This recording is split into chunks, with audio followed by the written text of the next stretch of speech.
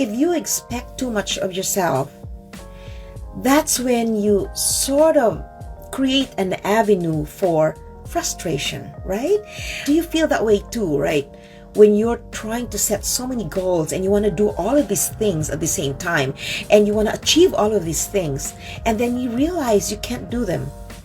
Have you ever felt also frustrated with yourself?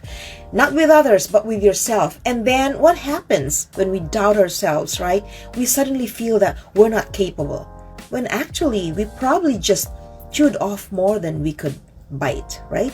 We put so much on our plate that we couldn't eat everything, and then we beat ourselves up because we failed.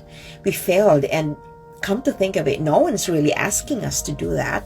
No one's asking us to bite more than we can chew. But did I say earlier, chew more than you can bite? Bite more than we can chew, right? So it's just us. It's our mind.